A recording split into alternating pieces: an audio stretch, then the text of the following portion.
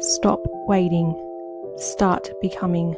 Welcome to Becoming with Beck, the podcast for those ready to shift their mindset, lead themselves, and manifest intentionally. If you know you're meant for more, you're in the right place. Let's begin. Hello and welcome to Becoming with Beck. I'm your host Beck Robinson and thank you so much for joining me today. Now today's episode is one I've been really excited to record because it's something that has personally changed the way I approach manifestation, identity, and even my daily routines. And that is the power of visualization. Now, visualization is something you've probably heard before. You might think of vision boards, or imagining your dream life, or picturing your goals. But today I want to go deeper than that because visualization is not just about thinking about what you want, it's about becoming the version of you who already has it. And when you truly understand how visualization works, not just spiritually, but neurologically, it changes everything.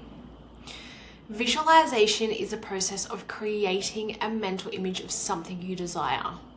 But more than that, it's about creating a felt experience in your mind and body. Because your brain doesn't just respond to what is real, it responds to what is vividly imagined. And this is something really important to understand. Your brain does not fully distinguish between something that is vividly imagined and something that is actually happening in real life. When you create a detailed mental experience, especially when emotion is involved, your brain activates in a very similar way to a real experience, which means you're not just thinking about your future, you're practicing it. This sets the foundation for everything that follows. In fact, research shows that when you mentally rehearse something, your brain activates similar neural pathways as if you were physically experiencing it. This is why athletes use visualizations. Olympians don't just train physically, they mentally rehearse winning over and over again because the brain starts wiring that experience as familiar. And what feels familiar feels safe. And what feels safe becomes easier to act on. Now, let's talk about the science for a moment, because this is where it gets really interesting. Your brain is constantly predicting your reality. It uses past experiences, beliefs, and repeated thoughts to shape what it expects to happen next. And visualization plays directly into this.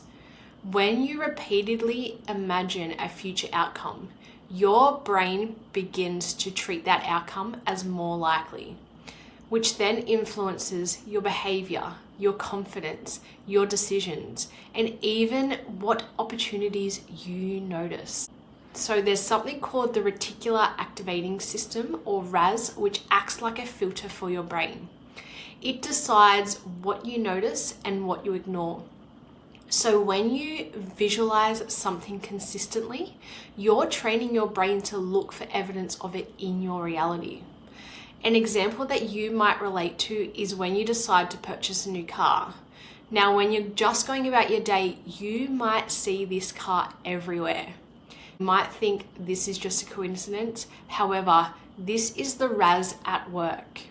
It is filtering your environment and automatically taking notice of this particular car. Let's talk about neuroplasticity because it's another really cool thing your brain does.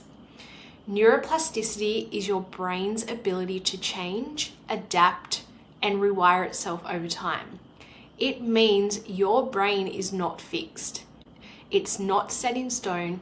It is constantly learning from what you repeatedly think, feel, and do.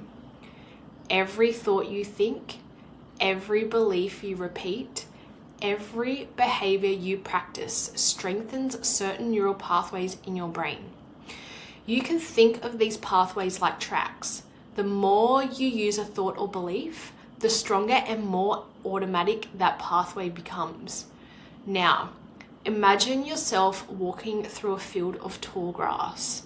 The first time you walk through it, it's hard. You have to push the grass down. But if you walk the same path every day, it becomes clear. It becomes easy. It's automatic. That's exactly how your brain works. Old beliefs and patterns are like well-worn paths. New beliefs feel unfamiliar at first because you haven't walked that path yet. But the more you repeat them, the stronger they become. It's essentially your brain's ability to rewire itself. Every time you visualize, you are strengthening neural pathways associated with that identity. Over time, that imagined version of you starts to feel real. And this is why visualization is so powerful.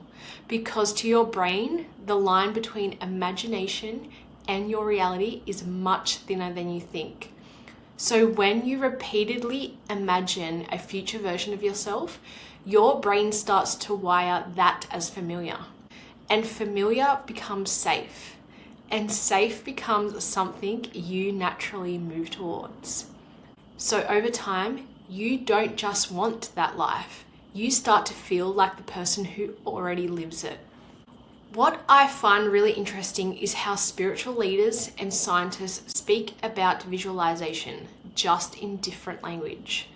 So I've come across works done by Neville Goddard. Now, Neville Goddard taught something called living in the end. He believed you shouldn't just hope for something.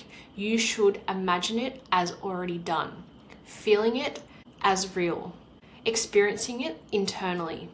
He taught that when your subconscious accepts something as true, your life begins to move in that direction. Joe Dispenza is another one that comes to mind. So I've recently come across his book, Break the Habit of Being Yourself, and he explains visualization through neuroscience. He teaches that when you combine clear intention, so what you want, with elevated emotion, how you feel, you begin to rewire your brain and body. Because emotion is what signals to the brain, this matters, keep this. I've also come across Jim Doty. Now, Jim Doty is a neurosurgeon and he speaks about visualization in a very grounded way. He explains that focused attention and mental imagery activate specific brain networks that shape perception and behavior. And essentially, what you consistently focus on, you begin to move towards. So, whether you look at this through a spiritual lens or a scientific one, the message is the same. Visualization changes you. Here's where people often get it wrong. They think visualization is about, I want this, or I hope this happens. But powerful visualization is not just wishing. It's identity work. Because every time you visualize, you are practicing being a new version of yourself. You are teaching your brain, this is who I am. And over time, your brain begins to match that identity. You make different decisions. You carry yourself differently. You take different opportunities. And this is what actually creates change. Not just the image, but the identity behind it. You're not waiting to become that person someday. You're introducing your brain and your body to that version of you now. And because your brain responds to that imagined experience as if it's real, it starts closing the gap between who you are and who you're becoming. If you want visualization to actually work, there are a few key things that matter. You need to make it specific. Don't just say, I want success. You gotta visualize and see the moment. Where are you? Who's there?